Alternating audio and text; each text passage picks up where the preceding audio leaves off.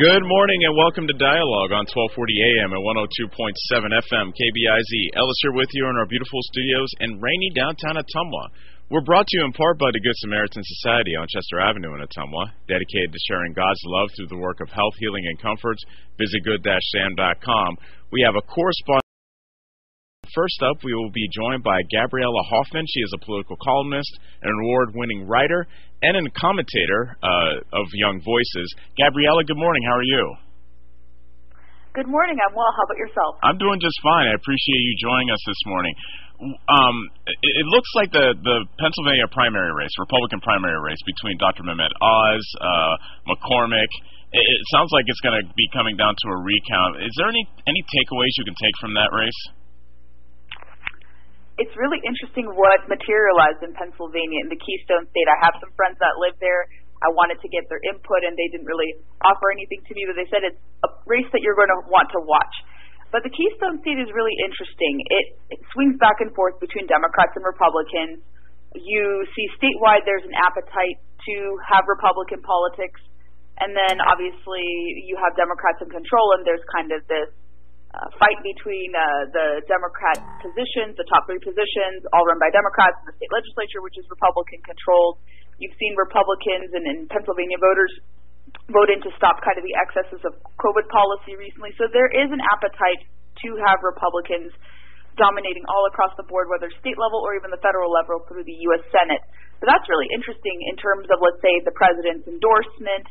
I think a lot of Pennsylvania voters, even those who are Trump supporters, were kind of casting a skeptical net over Mehmet Oz, Dr. Mehmet Oz, because they don't know if he truly has conservative credentials. He wasn't really outwardly with his support for the president or Republican politics. So a lot of Trump supporters have called into question the endorsement. Doesn't mean they dislike the former president, but they were kind of nervous about, like, is he going to be conservative? Is he going to advance a so-called America First agenda?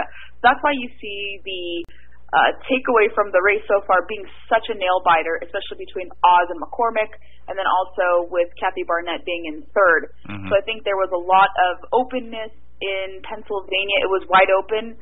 The endorsement can certainly help solidify, let's say, a win. It's very close, and you said the runoff is going to be triggered because it's under 0.5%.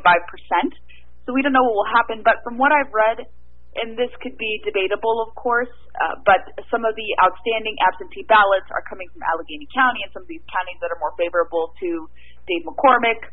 Some say that Oz may benefit from the returns that have yet to be counted still.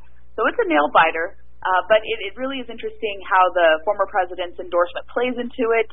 And even if, let's say, Dave McCormick wins, McCormick has been trying to lean in on the America First vote, and I think, all things considered, everyone wants to build coalitions and have unity. Perhaps the former president will go behind him if he were to beat Mehmet Oz. Either way, it's very interesting how the dynamics are. But in the governor's race, the president's endorsement actually carried a lot of weight, interestingly enough. So it affects, I think it's case-by-case basis. It doesn't mean the president's endorsement is ineffective or doesn't have an impact. I would say in very decisive races it does, where there's no clear choice or people don't know. And in some places, it works very, very well, especially when there are good candidates. And I think your listeners should take away from this, like, even though the candidates can have the endorsement of the former president, it doesn't necessarily go in their favor. It's not the indictment of the president. Let's look at the case of Madison Cawthorn, the young member from North Carolina. He had a lot of political baggage. He was attracting very negative headlines. And even though the president was like, let's give him a chance, he should be reelected, that couldn't really save him because Madison Cawthorn was his own worst enemy, unfortunately. So the candidate also has to be really good, matched with the endorsement. I think that's a great takeaway from this.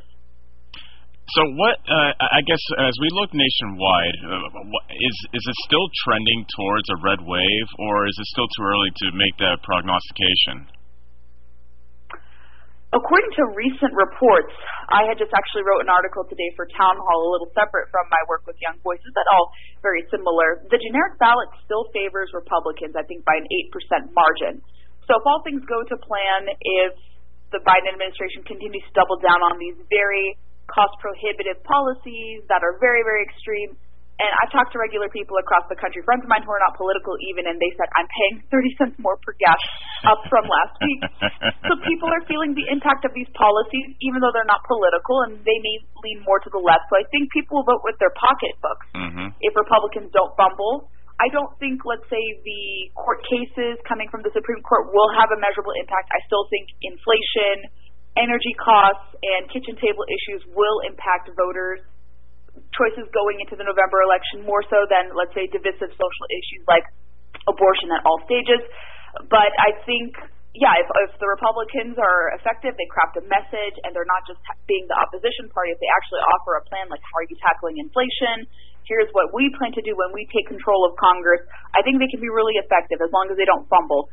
So we'll see what happens. But I think so far right now, Republicans are favored to win the midterms going forward, pending no extenuating circumstances. Sure, like gas being slashed 50 cents a gallon or something like that. Yeah. Okay. Now, one last question before we let you go, Gabriela. What primary race really was personally surprising to you? Ooh, that's a good question. I'm trying to think. There were so many recently. I know. And and I'm trying to think off the top of my head. For your listeners, I would say probably it wasn't surprising to me, but it was really interesting to see, let's say, the North Carolina Senate race.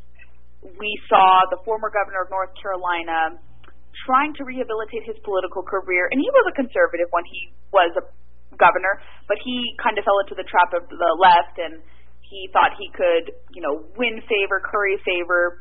And then Ted Budd, who is equally conservative, if not more, who's a congressman, former gun shop owner, he was able to win a lot of the support. I didn't know he would win. I think what surprised me about Ted Budd's win in North Carolina was that he was able to obtain an overwhelming share of the vote, like over 50% of support from North Carolina voters. So the overwhelming support, let's say, that candidate got really astounded me. I didn't think that would be such kind of a big runaway for Ted Budd, because I thought it would be a lot closer. But that was really interesting for me to see that.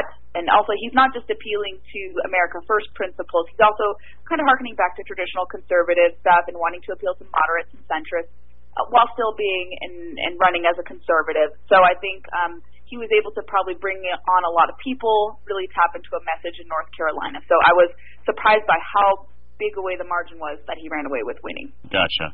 Gabriela, before we let you go, where can people find your work? Absolutely. Head over to Young Voices website. I have a wonderful profile there. You can find all my past work. I'm also at GabrielaHoffman.com. Find me on social media everywhere. And I have a podcast where I talk about natural resources and energy policy called District of Conservation. Okay. Sounds good. Have a great rest of your morning, Gabriela. Thank you so much for joining us. Thank you, and have a great weekend. Thank you. You too. That was Gabriela Hoffman, political columnist, award-winning writer, and a commentator for Young Voices, and that kicked off our correspondent show. We will take our first break. When we come back, we'll be joined by John Decker of Gray TV. He is a White House correspondent.